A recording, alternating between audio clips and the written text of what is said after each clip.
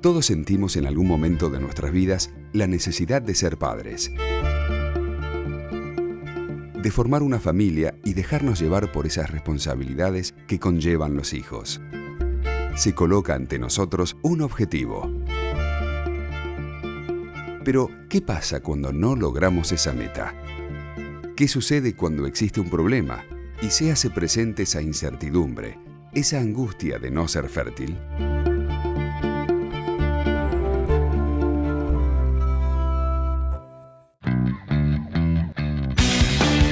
Voz, cámara, acción. Lo hacemos ley.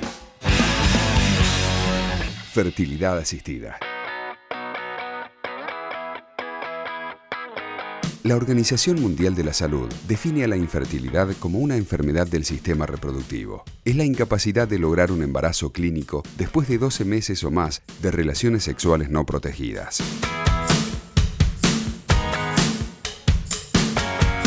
El tema de la infertilidad humana es un tema que nosotros en esta institución, en el hospital, empezamos a tratarlo desde el año 2010, que fue el año en que la ley de fertilización fue promulgada. Y empecé a tratar con pacientes y con parejas que estaban afectadas por la infertilidad humana. Uno ve la ansiedad de la gente cuando viene a la consulta, la desesperación, porque yo creo que para cualquier ser humano es como todo, ¿no? Uno cuando es chico, cuando se cría, nunca va a pensar que va a tener un tipo de problema con respecto a la fertilidad o algo, y el día que se presenta es cuando, bueno, le cae un balde de agua fría a esta gente, a estas parejas. Es otra esfera porque la sensibilidad que trae la pareja con la problemática de infertilidad es muy alta.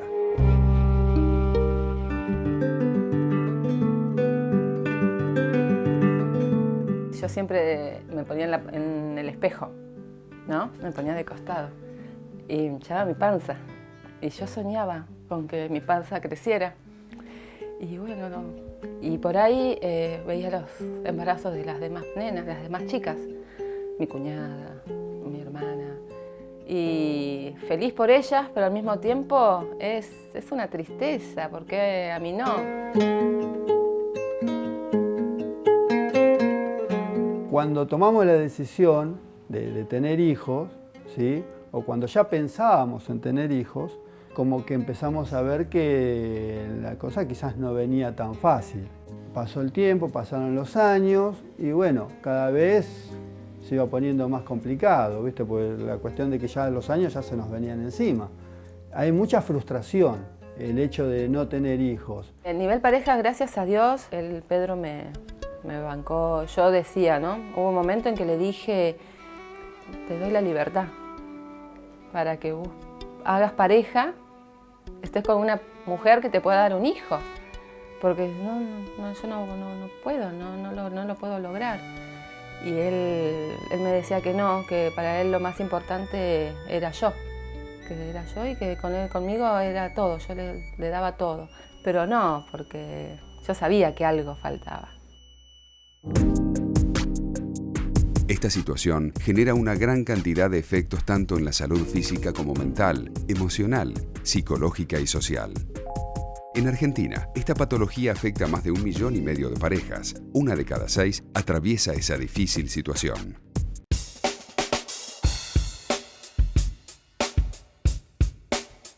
La problemática de la infertilidad en Argentina en general, y obviamente en particular en la provincia de Buenos Aires, de la que nosotros somos competentes, era tal vez uno de los ejemplos más claros de la inequidad en materia de derechos, porque claramente la ciencia sigue avanzando en forma extraordinaria, posibilitando que las parejas que no pueden concebir naturalmente puedan hacerlo a través de un tratamiento. Se comenzaba a consultar a distintos profesionales. En el sector de la salud pública había muy pocos lugares en la Argentina donde podían concurrir las parejas para esa consulta. Era un tema que muchas veces generaba cierto temor y cierta vergüenza, digamos, tener que ir a consultar esta problemática. Ante este drama familiar, las parejas consultan en los centros especializados en reproducción, pero los tratamientos son muy costosos. Pero lamentablemente esa ciencia, hasta la existencia de esta ley, era solamente alcanzable por quienes tenían recursos económicos. Por lo tanto, ahí vemos un claro ejemplo de desigualdad, de inequidad, donde algo tan preciado como es el derecho a ser padres o el derecho a poder contar con una familia es un derecho real para aquel que lo puede pagar y no para aquel que no lo puede.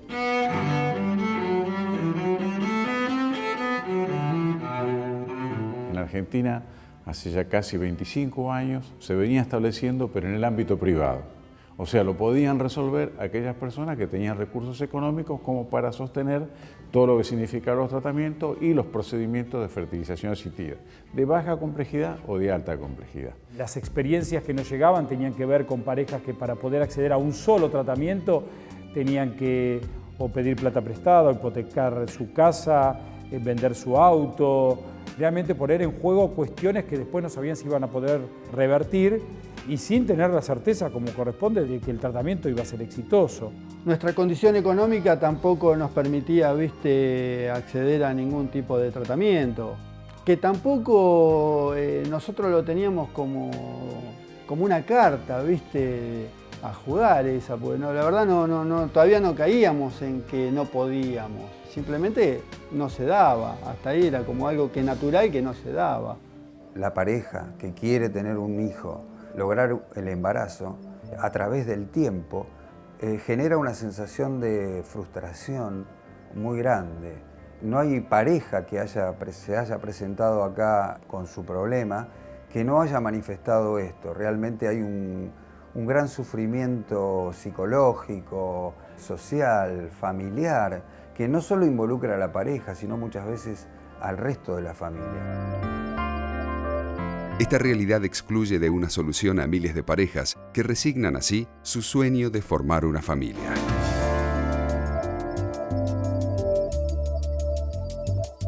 Las parejas han postergado mucho la paternidad, la gran mayoría, se podría decir, un poco por el avance de la mujer hoy en día en la sociedad, que antes era más limitado con respecto a lo laboral. Bueno, hoy en día se ve que a raíz de todos esos cambios han prolongado mucho la edad a la que se decide ser padres. Entonces, muchos factores que, por ejemplo, antes no se veían, ahora empiezan a verse porque no es lo mismo una mujer a los 25, 30 años que cerca de los 40, porque es algo biológico y es normal, no es porque tenga en sí una enfermedad, sino es un ciclo que se va cumpliendo. Entonces, una causa muy importante que vemos es la baja reserva ovárica que hay o la baja de posibilidad a medida que se acercan a esa edad, a los 40 años. También hay mucho factor masculino que antes al hombre se lo sacaba de la consulta. Si uno revisa historias clínicas de hace unos 20, 30 años atrás, incluían 4 o 5 ítems para el hombre y hoy en día es una historia clínica completa donde se tiene que interrogar muy bien todo y ver porque es alrededor del 40% de las causas de esterilidad la masculina, que previamente no se la tenía muy en cuenta. Desde la Cámara de Diputados de la provincia de Buenos Aires, se identificó esta problemática, que destruían los anhelos de aquellos que solo soñaban con ser padres.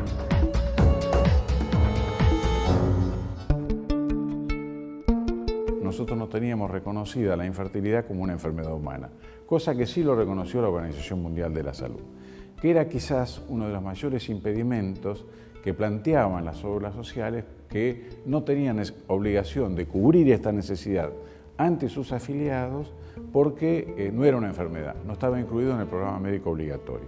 Hace unos cuantos años, la Organización Mundial de la Salud caracterizó a esta problemática como una enfermedad.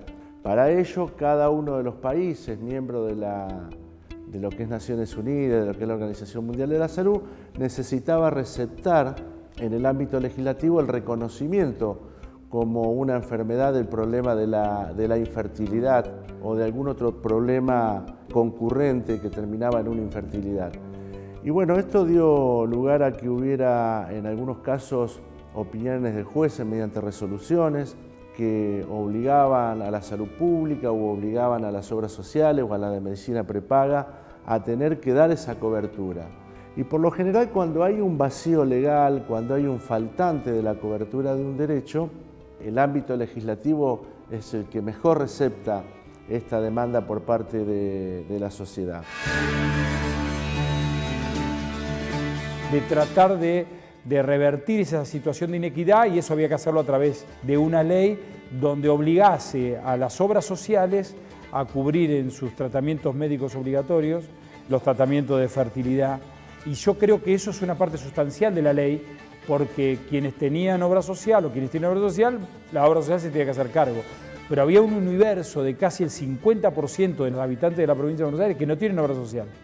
Por lo tanto, teníamos que también cubrir que los efectores públicos, en esto es los hospitales públicos provinciales, tuvieran también la obligación de asistir a aquellos que no tenían la posibilidad de los tratamientos.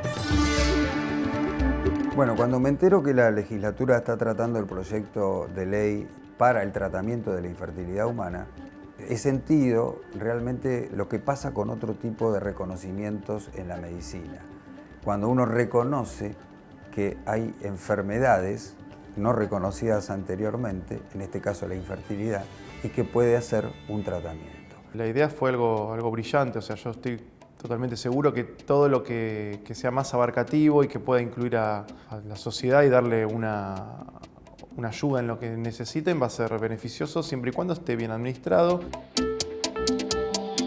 Yo creo que a las parejas les ha ayudado mucho porque había personas que no tenían la posibilidad de hacerlo, realmente ningún tipo de tratamiento, y a través de esta ley hoy en día ya tenemos muchos embarazos, muchas parejas que han sido tratadas con éxito. Esto es debido a poder haber incluido un pool de pacientes que previamente estaban fuera del sistema, ¿no? Había una demanda acotada de tratamientos.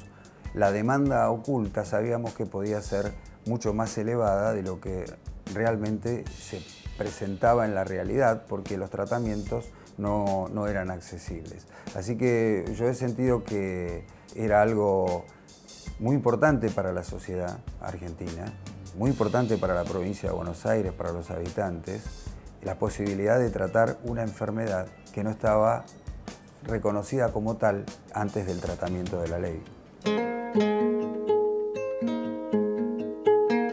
Si bien obviamente hemos sentido una desazón, una pequeña frustración, pero siempre en positivo, siempre tuvimos la esperanza muy viva de que esto suceda, ¿viste? La fe muy viva de que esto suceda.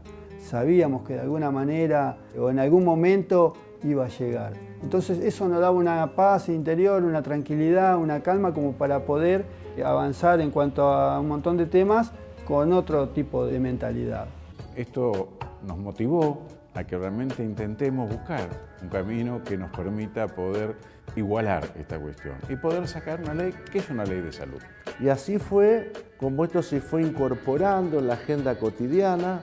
Fuimos tomando nota, nos fuimos reuniendo con parejas que tenían esta problemática, con organizaciones que se dedicaban a luchar por el logro de estos nuevos derechos.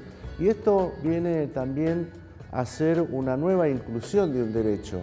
Digamos, tiene que ver con los nuevos derechos sociales que se necesitan poner en valor dentro de la sociedad, y esto indudablemente nos llevó a nosotros a estudiar, a consultar a profesionales.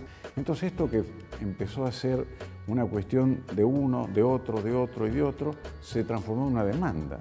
Y cuando una demanda se repite, se constituye en una necesidad y uno tiene que dar una respuesta de los ámbitos políticos. Y uno, siendo legislador, tiene que ver de qué manera puede llevar adelante esta impronta de producir ese cambio. El 23 de septiembre de 2010 fue el gran día.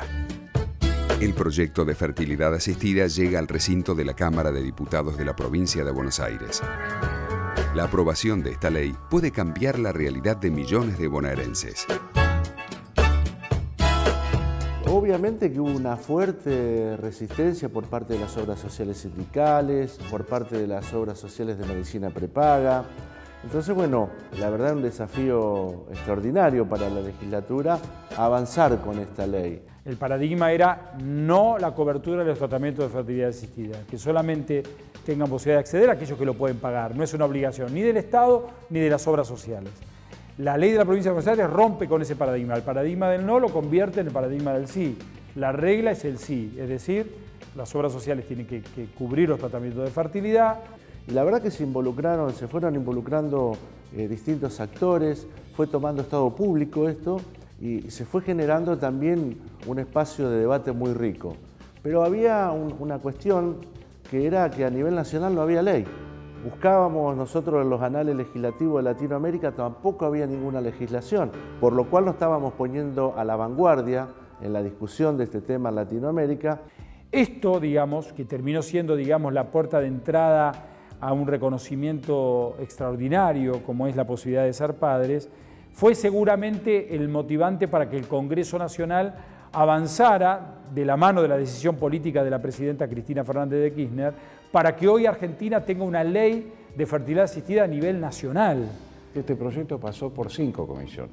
La Comisión de Salud, la Comisión de Legislación, la Comisión de Presupuesto, la Comisión de Constitucionales y la Comisión de Derecho. Cada una de las comisiones son legisladores, representantes de distintas estructuras políticas que pueden tener distintas miradas o distintos enfoques sobre esta situación. También empezaron a haber obstáculos que tenían que ver con la cuestión económica, porque convengamos de que toda nueva prestación médica de cualquier tipo, en el principio, como no son universalizadas, tienen un costo de sostenimiento muy alto.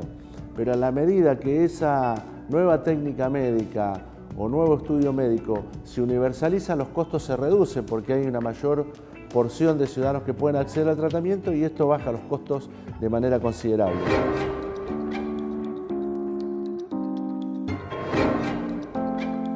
Y la verdad que la legislatura tuvo la capacidad, la inteligencia y la apertura de darse la posibilidad de ese debate. Y fuimos entendiendo cada uno de los legisladores que esto era algo necesario en términos sociales. Hubo una actitud de una enorme madurez de todos los bloques políticos que entendieron que en esto era lo que comúnmente nosotros definimos como una cuestión de Estado, que tiene que ir más allá de las banderías políticas que son legítimas, pero que en cuestiones nos tienen que ver unidos. La verdad que fue uno de los debates que tuvo mayor información, que tuvo mayor altura en términos del respeto en la discusión por esa ley. No solo el respeto entre los legisladores, sino el respeto entre todas las parejas y asociaciones que habían concurrido ese día para ser parte del debate en el recinto que estaba colmado. Creo que cuando uno veía la emoción y la carga personal que había en cada uno de los que hablábamos, daba cuenta realmente de que estábamos haciendo algo extraordinario. Con el voto unánime de todos los bloques, la norma tiene media sanción en la Cámara de Diputados bonaerense. Finalmente, el 2 de diciembre de 2010, la Cámara Alta bonaerense aprobó la norma. La ley de fertilización asistida es una realidad. Bueno, cuando la ley se promulga, a partir de ahí, rápidamente, el Ministerio de Salud de la provincia de Buenos Aires comienza a reglamentar la ley.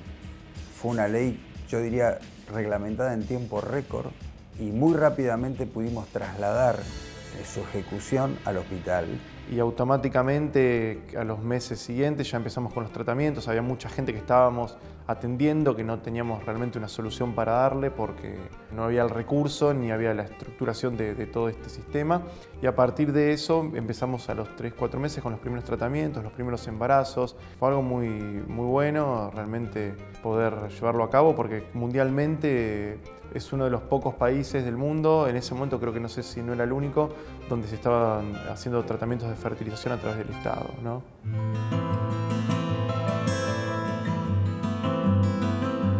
Cuando se aprobó la ley, ella me llama, contenta, ¿sí? Llena de alegría, de que habían aprobado la ley de fertilización bonaerense. Entonces, a partir de ese entonces, otra vez vuelve a cambiar nuestras vidas en cuanto a la esperanza de poder tener un hijo. Fue mensajes. Te felicito, salió la ley, lo vas a lograr. Mi hermana, mi cuñada fueron las que me mandaron. Salió la ley y a la semana me fui a la EDO. Yo me iba a las 3 de la mañana de acá, para hacer la cola ya a las 6 de la mañana llegar. Y hacía la cola y esperaba y bueno. En enero tuvimos el turno y ahí fue, y ahí arrancamos. Todo arrancó con un turno, con unos exámenes previos. Bueno, a partir de ahí, exámenes, más exámenes. Ahí se hizo el tratamiento al presentar la muestra de él, mis óvulos, hicimos el tratamiento, nos dicen, bueno, logramos tener 2 óvulos buenos, ya están preparados para que te inseminemos. Y bueno, ¿ustedes qué opinan? ¿Sí? Sí, le dijimos, ni dudarlo, sí. Bueno, cuando llegó el llamado fue una alegría absoluta. Me llamaron a mí, a mi trabajo, y me dijeron que ya teníamos turno para la inseminación, que nos teníamos que presentar en tal fecha para ya empezar a hacer los análisis concretos para la inseminación. El bioquímico nos dice, bueno, acá tienen, acá está, el milagro. Y bueno, y vino y me dijo, bueno, quédate quieta, respira hondo, mirá la pantalla, el monitor, y cuando veas una estrellita, ahí viene en el medio, ahí ya están, ya tenés a tus bebés.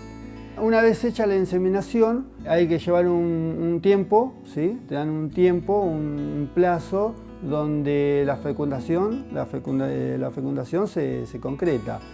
Fuimos a la mañana, hicimos el análisis de sangre y me dice, bueno, más o menos a las 5 de la tarde tenemos el resultado.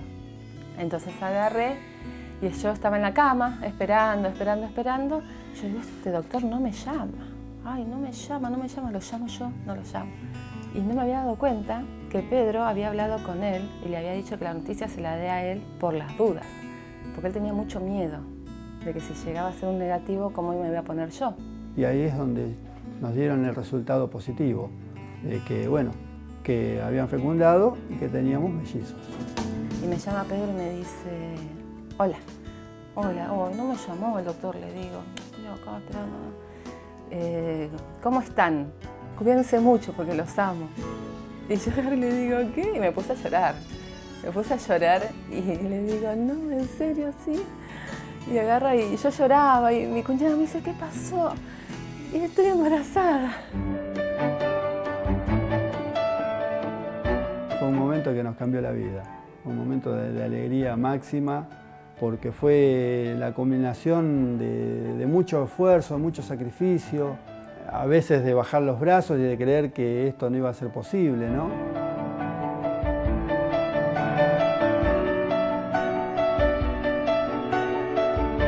Acá están, son mellizos. Acá hay 2 bebés, son mellizos, así que bueno, ahí los tienen.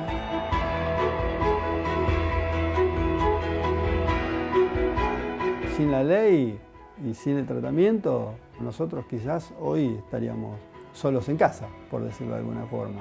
Esa imagen no me la olvido, porque ver así dos puntitos y vos decís, son míos, son míos. Y bueno, y el día que nos dijeron, ¿quieren saber el sexo? Sí, decía yo. Y él decía, no, todavía no. Bueno, a ver, decídanse, decía la doctora. Bueno, acá hay un varón. ¿Y vos qué querés? Una nena, digo yo. Bueno, lamentablemente es todo para el papá. Son 2 varones.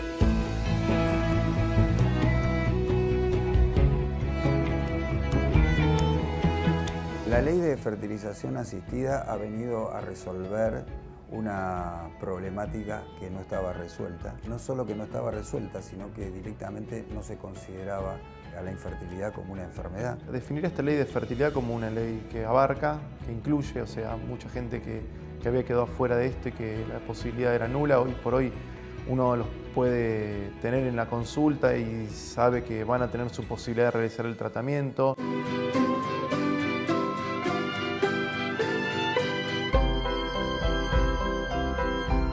La procreación es el milagro de la vida y no tenemos que cerrarles caminos a estas cuestiones. Entonces, por eso, ¿y qué hace a la salud? ¿Qué hace al bienestar? Y qué hace a una mirada moderna, progresista y que realmente contemple y amplíe derechos, más que nada en un marco de igualdad. Así que esto nos ha permitido cumplir con una de las premisas de la salud pública, que es mejorar la accesibilidad de nuestra gente a las prácticas médicas, y esta ha pasado a ser una práctica convencional cuando antes directamente ni la teníamos en cuenta. Es un derecho adquirido y tiene un valor trascendente. Y hemos dado cumplimiento en forma estricta al principio de igualdad y al principio de legalidad que contempla nuestra Constitución Nacional. Y me parece que ha sido algo muy bien recibido por los médicos y principalmente por por los pacientes que estaban fuera de todo esto y que ahora pueden estar incluidos, ¿no? Y el mensaje es que la política, digamos, tiene sentido. Lo que tiene que servir es para reforzar el compromiso, que la política es la mejor herramienta en un esquema democrático para poder transformar las necesidades precisamente de aquellos sectores que más injusticias padecen o más desigualdades sufren.